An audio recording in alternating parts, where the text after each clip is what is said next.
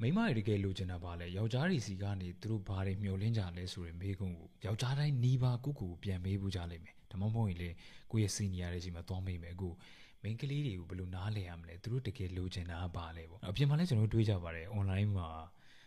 generate ဖြစ်တဲ့ advice တွေပေါ့နော်မိန်းကလေးရဲ့ bad boy တွေဆိုလို့ရှိရင်ပို့ပြီးတော့သဘောကျတယ်တကယ် nice guy တွေအတွက်ဆိုလို့ရှိရင်နေရာမရှိဘူးသူတို့ကချမ်းသာတဲ့သူတွေမှသူတို့က attention ပဲရှာနေကြတာဗလာအကြီးမှကြိုက်တယ်အဆရှိတဲ့ဖြစ်ဒီလိုမျိုးအကြံဉာဏ်တွေဒီလိုမျိုး advice တွေကိုခင်ဗျားတို့ကြားဘူးကြမှာပဲဒါပေမဲ့ကျွန်တော်ပြောချင်တာဒီ advice တွေတော်တော်များများကတဝက်မှန်ပြီးတော့တဝက်မှားနေပတ်စံလိုချင်တယ်လို့ပြောလိုက်ရင်မှန်တယ်ဒါပေမဲ့တော်တော်များများကသူတို့ချစ်တဲ့သူတွေစီကနေရချင်ကြတာမျိုးတချို့ကလည်းပြောကြမယ်မိန်းကလေးတွေတကယ်နားလေရခက်တယ်သူတို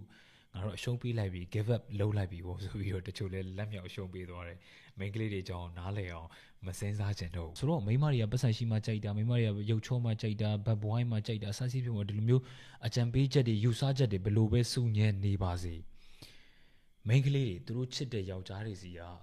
တကယ်လိုချင်တဲ့အရာက9ချက်ပဲရှိဒီ9ချက်ကိုနားလည်သွားပြီးတော့ခင်ဗျားမှာရှိလာအောင်ဖြည့်တင်းနိုင်ပြီဆိုလို့ရှိရင်မိန်းကလေးနဲ့ပတ်သက်ပြီးတော့နောက်ဘယ်တော့မှခေါင်းကိုက်စရာမလိုတော့ကျွန်တော်ကိုယ်တိုင် early life မှာ relationship နဲ့ပတ်သက်ရင်အောင်မြင်ခဲ့တဲ့အထက်မှာမပါဘူးအဲ့ဒီနောက်ပိုင်းမှာကျွန်တော် relationship တွေကိုလိုက်ပြီးတော့လေ့လာတဲ့စာအုပ်တွေဖတ်တယ်များစွာသောအမျိုးသမီးနဲ့စကားပြောဘူးတယ်အပြင်လောကမှာတော့၎င်းကျွန်တော် coaching session မှာတော့၎င်းမိန်းကလေးတွေနဲ့ relationship နဲ့ပတ်သက်ပြီးလို့ရှိရင်စကားတွေအများကြီးပြောဖို့ခဲ့တာရှိတယ်အဲ့တော့ဒီတရားမှာကျွန်တော်လေ့လာခဲ့ရသမျှအားလုံးကိုပေါင်းလိုက်မယ်ဆိုလို့ရှိရင်သူတို့သွားနေတဲ့ pattern တစ်ခုလေအဲ့ဒီ pattern ထဲမှာခုနကကျွန်တော်ပြောခဲ့တဲ့9ချက်ပါတယ်ဆိုတော့ဒီနေ့ဒီဗီဒီယိုမှာ main ကလေးတွေယောက်ျားတွေစီကလိုအပ်တဲ့လိုချင်တဲ့အချက်9ချက်ကိုပြောပြတော့မယ်ပထမဆုံးနံပါတ်1ချက် leadership ဘယ် main ကလေးမဆိုကိုဦးဆောင်နိုင်တဲ့ယောက်ျားကိုပဲသဘောကျကြတယ်ဆိုတော့ကျွန်တော်ကစားတော့ဆိုင်တစ်ခုသွားတယ်ဇပွဲတူကမေးတယ်အခုဘယ်မှာထိုင်မလဲချစ်သဘောလေဒီလိုမျိုးယောက်ျားမျိုးလိုချင်တာမဟုတ်ဘူးအပြင်မှာတွေးဖို့ချိန်ပြီဆိုလို့ရှိရင်လည်းငါတို့ဘယ်မှာတွေးကြမလဲမင်းရွေးလေမင်းသွားမှရုပ်ရှင်ကြည့်မှလားမင်းဟိုကလုံမှလားချစ်သဘောပဲလေဆိုတာမျိုးမိန်းကလေးလိုချင်တာမဟုတ်ဘူးသူတို့လိုချင်တာကကြည့်ငါတို့တနင်္လာနေ့ကိုအားတယ်ကိုမင်းကိုဘယ်ကိုလိုက်ပို့မယ်မင်းအဆင်ပြေလားအဲ့ဆိုကိုလာခေါ်မယ်ဘယ်နေ့ဘယ်ချိန်ဘယ်နားမှာစောင့်နေဒါမှမင်းကိုလာခေါ်ပေးရမလားဘယ်လိုလုပ်အောင်အဲ့လိုမျိုးအဆဆရဥဆောင်ပြီးတော့စီစဉ်သွားတတ်တဲ့ယောက်ျားမျိုးကိုသူတို့ကသဘောကျတာအခုခုနကပြောတဲ့စားတောက်ဆိုင်တွေကိုဝင်သွားပြီဆိုလို့ရှိရင်လေအင်ကြီးလေးဒီခုံလေးပြင်ပေးလိုက်ပါမင်းမကအဲ့လိုမျိုးနည်းနည်းတိတ်ဆိတ်တဲ့နေရာမှာကြိုက်တယ်အဲ့ဒီလိုမျိုးပြောလိုက်မှပဲသူတို့ရင်ထဲမှာပန်းလေးတွေကပွင့်လာတာရွေးလေမင်းရွေးလေမင်းထိုင်လေဆိုလို့ရှိရင်မိန်းမတွေသဘောမကျတော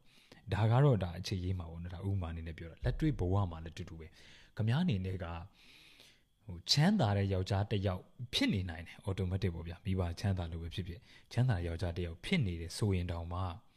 leadership မရှိတဲ့ယောက်ျားလေးကိုမိန်းမတွေကတိတ်ပြီးရင်မခုန်တတ်ဘူး maybe ခမားနားမှာရှိနေမယ်ဆိုတာလဲပတ်စံအကြောင်းကြီးတီးတန့်လဲဖြစ်ကောင်းဖြစ်နိုင်တယ်တချို့ဆိုလို့ရှိရင်အဲ့ဒီ sugar daddy တွေဘာညာလိုချင်ကြတာကိုဒါကလည်းလူမျိုးစိတ်တွေနော်မိန်းမတွေကျွန်တော်ပြောတာမဟုတ်ဘူးအဲ့တော့ခမားဘလောက်ပဲချမ်းသာ leadership မရှိတဲ့ယောက်ျားတွေဆိုလို့ရှိရင်မိန်းမတွေသဘောမကျတော့အဲ့တော့ကျွန်တော်ပြောတဲ့ leadership ဆိုရင်ဘာလဲယောက်ျားတစ်ယောက်ဖြစ်လာပြီဆိုလို့ရှိရင် masculinity ရဲ့တကယ်အနှစ်သာရအရာက purpose တစ်ခုရှိရမယ်ရည်ရွယ်ချက်ရည်မှန်းချက် mission dream purpose ambition ဒီလိုမျိုးဟာယောက်ျားတစ်ယောက်မှာပြည့်ဝနေရမယ်အဲ့ဒီအရာတွေကိုရောက်ဖို့အတွက်လဲနေ့စဉ်နဲ့အများစူးစမ်းအားထုတ်နေတဲ့သူမျိုးဖြစ်ရနိုင်မယ် maybe ခင်ဗျားခုမချမ်းသာသေးတာတော့၎င်းဖြစ်နိုင်တယ်ဒါပေမဲ့ခင်ဗျားမှာ leadership quality လို့ခေါ်တယ်တခုခုဆိုလို့ရှိရင်ဥဆောင်သွားတာမျိုးမရှိဘူးဆိုလို့ရှိရင်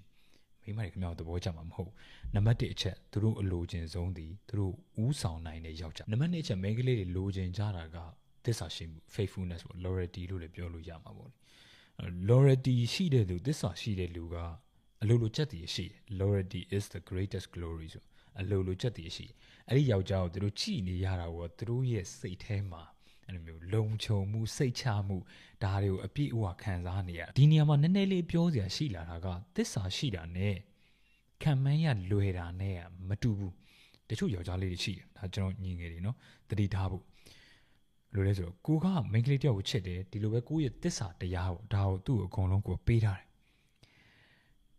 အဲ့လိုပေးထားတာနဲ့အမျှတစ်ချိန်တည်းမှာလေကိုကသူ့နောက်ကိုအရန်တွယ်ကက်လွန်းတယ်သူဘယ်သွားလဲကိုလိုက်မယ်ကိုဘယ်သွားလဲသူ့ကိုခေါ်သွားမယ်ကိုဘာပဲလုပ်လို့ report တင်မယ်ဆိုတော့ဒီမိန်းကလေးရဲ့စိတ်ထဲမှာကိုတကူးတကတွေးဖို့ဆိုတဲ့ space တခုကမရှိတော့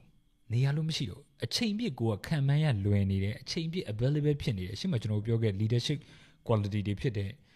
အလုပ်အတွက်နဲ့ရည်မှန်းချက်အတွက်နဲ့ရည်ရွယ်ချက်အတွက်နဲ့စူးစမ်းနေတာမျိုးမရှိတော့ဘူးသစ္စာတရားတစ်ခုရှိတယ်ငါသူ့ကိုချစ်တယ်ဆိုပြီးအချိန်ပြည့်လိုက်တွေ့ကတ်နေမယ်ဆိုလို့ရှိရင်တော့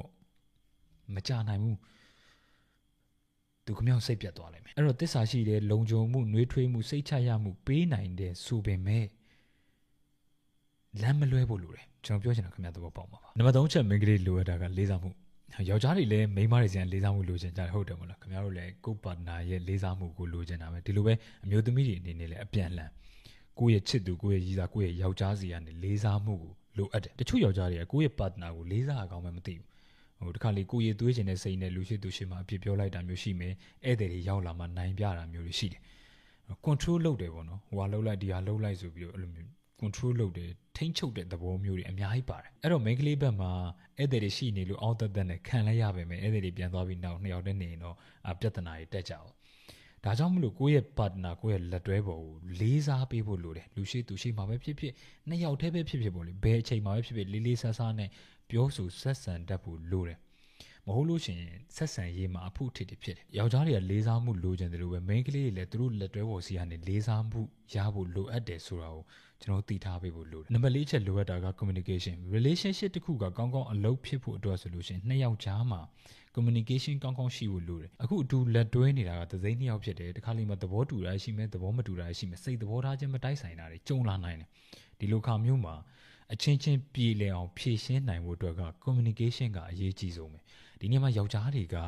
ကမိန်းမတွေထက်ပိုပြီးတော့စိတ်ရှည်ရလိုက်မယ်ဘာလို့လဲဆိုတော့မိန်းမတဘာဝအရာက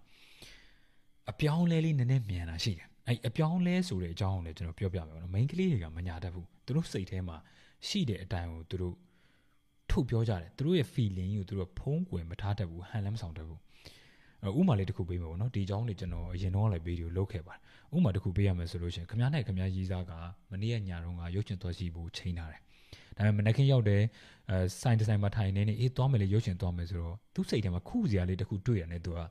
ငါမသွားချင်တော့ဘူးနေမနဲ့သွားကြည့်အဲ့ကားလေးဘာမှလည်းမဟုတ်ဘူးဆိုပြီးတော့ခမရအဲ့မှာစိတ်တူသွားပြီးတော့နင်တို့မနေ့ကပြောတစ်မျိုးခုတစ်မျိုးငါလက်မှတ်တွေတော့မှားပြီးပါညာအဲ့လိုရန်ဖြစ်စရာမလိုခမရဒီယောက်ျားဖြစ်တယ်ခမရဒီ leadership role ယူရမယ်ဦးဆောင်မယ်ကိုလက်မှတ်ဝယ်ယူပြီးလာသွားလိုက်ပါဘာဖြစ်တယ်ဒီလိုမျိုးလေးနည်းနည်းလေးချော့ပြီးလို့ရှိရင်သူ့ခေါ်သွားလိုက် maybe ခမရတို့ကားမောင်းသွားရင်းနဲ့ပဲဖြစ်ဖြစ်လမ်းမှာသူစိတ်ပြန်ပြေသွားမယ်ဒါမှမဟုတ်ယုံထဲရောက်တဲ့အချိန်မှာပေါ့ကွန်လေးဝယ်ပြီးတော့အဲ့ပြောင်းမှုပေါက်လေးစားရင်းနဲ့သူစိတ်ပြန်ပြေသွားတာမျိုးဖြစ်နိုင်တယ်အဲ့တော့သူတို့ဒီလက်ရှိသူ့စိတ်ထဲမှာခံစားနေရတဲ့အရာကိုဟန်မဆောင်ဘဲနဲ့မကြည့်ကျွန်တော်ဘာဖြစ်တယ်ညာဖြစ်တယ်ပြောလိုက်တာကိုခမရပါလိုက်ပြီးတော့နင်တို့ကဘာဖြစ်တော်ပြီးနေနဲ့ငါလည်းမတွေ့ချင်တော့ငါပြန်တော့မယ်ဆိုပြီးတော့အဲ့လိုမျိုးဖြစ်သွားဖို့မဟုတ်ဘူးယောက်ျားနဲ့မိန်းမမှာဒီမိန်းမတွေလိုင်းနေနဲ့တူတယ်ယောက်ျားတွေကန်းဆက်ကကြောက်ဆောင်ကြောက်ခဲနေနဲ့တူတယ်ကျွန်တော်တို့ကအဲ့လိုမျိုးပဲရှိနေပေးရမယ်ဒါကတော့ verbal communication ဘိုင်းပေါ့အဲ့တော့ non verbal communication မှာမိန်းမတွေဒီယောက်ျားတွေတက်ပို့ပြီးတော့စိတ်ပြောင်းစိတ်အလွယ်မြန်တယ်သူတို့ရဲ့ emotion တွေကိုမထိနိုင်ဘူးအထူးသဖြင့်ဒါ period menstruation တွေမှာဆိုလို့ရှိရင်ပို့ပြီးတော့ဆိုးတယ်တချို့အမျိုးသမီးတွေကတော့ဒီ menstruation နဲ့ပတ်သက်လို့ရှိရင်ဘာမှမခံစားဘူးတချို့ဆိုလို့ရှိရင် bite တွေအောင်းတယ်မှုတွေဆွင်းတယ်ဘာမဟုတ်တာလေးနဲ့လည်းဒေါသထွက်တယ်ဆိုတော့ခင်ဗျားတို့ relationship ပေါ့နော်ပုံမှန်နေ့တွေမှာဆိုလို့ရှိရင်ခင်ဗျားအမျိုးသမီးဟင်းချက်ပေးတယ်စားငံနေတယ်ဆိုရင်ခင်ဗျားပြောလို့ရမိမရဲ့စားငံနေတယ်ဒါလေးပြင်ပြီးငါကူမစားကြင်နေရလဲငံတူးနေရပဲရတယ်အဲ့နေ့မှာဘာမှမဖြစ်ဘူးဒါပေမဲ့ menstruation ကာလတွေမှာဆိုလို့ရှိရင်မိမရဲ့စားငံနေဟေးဆိုပြောလိုက်တာလေးကောင်းကောင်းမွန်လေးပဲပြောရရှိသေးတယ်နင်တို့ကအချိန်ပြည့်ကြီးတွေများနေပဲဘာညာကွီးကွာဆိုအဲ့လိုမျိုးထားလုပ်ချင်လုပ်တာဒါတော့အဲ့ဒီကိစ္စတွေကိုလည်းခင်ဗျားသီးခံပြအောင်အဲ့တော့သူတို့ကမူဆွင်းတယ်ခါလေဒေါသတွေဘာမဟုတ်တာလေးနဲ့ထွက်နေတယ်ဒီအချိန်မှာကိုကအတိုင်းတာတစ်ခုထိသူနောက်မှာရှိနေပေးရမယ်ဟောဘာဖြစ်လို့လဲကိုကဒီတိုင်းပဲပြောတာဆိုပြီးတော့လက်ကလေးကင်ပေးထားမျိုးထွေးပွေထားတာမျိုးဒါတွေကတော့ non verbal communication ပေါ့ဒီလိုမျိုးလေးရှိရမယ်ကိုကဘာလိုက်ပြီးစိတ်ဆိုးနေလို့မရအဲ့လိုမျိုးနားလည်မှုအပြည့်ပေးပြီးတော့ communication ကောင်းကောင်းလုပ်နိုင်တဲ့အရေးချင်းဒီအရေးချင်းကိုလည်းခမားစီကနေခမားမျိုးသမီးရဲ့လိုအပ်တယ်နံပါတ်5ချက်မိန်းမတွေလိုချင်တာကပတ်စံအဲ့တော့တချို့ယောက်ျားတွေမှားနေကြတဲ့အကြောင်းလေးကိုအရင်ဆုံးပြောအောင်မိန်းမတွေပတ်စံမှတ်တယ်မိန်းမတွေပတ်စံမှတ်တယ်မိန်းမတွေကမကောင်းဘူးဒီလိုမျိုးစကားတွေသူတို့ပြောကြတယ်ပတ်စံရတော့ဗျာမိန်းမတွေမှာမဟုတ်ဘူးယောက်ျားတွေလည်းမှတ်တာပါပဲခင်ဗျားတို့လည်းပတ်စံလိုချင်တာပဲကျွန်တော်တို့လည်းပတ်စံလိုချင်တာပဲလူလောကထဲမှာကျွန်တော်အသက်ရှင်နေထိုင်နေဆိုတဲ့အချိန်မှာပတ်စံမရှိလို့ရှိရင်နေရထိုင်ရတအားခက်တယ်ဒီနေ့မှာ main ကလေးတွေကနှစ်ပိုင်းကွဲသွားတာနော်တချို့ main ကလေးတွေက quick money လို့ခေါ်တဲ့ပတ်စံကိုအမြန်လိုချင်တာသူတို့ကတော့သူတို့တစ်ပိုင်းsugar daddy တွေဘာညာဒီလို issue တွေနဲ့သူတို့ကသွားကြတာကျန်တဲ့အမျိုးသမီးတွေကအဲ့လိုမဟုတ်ဘူးသူတို့ကပတ်စံရှာနိုင်တဲ့အရေးချင်းကိုလိုချင်တာ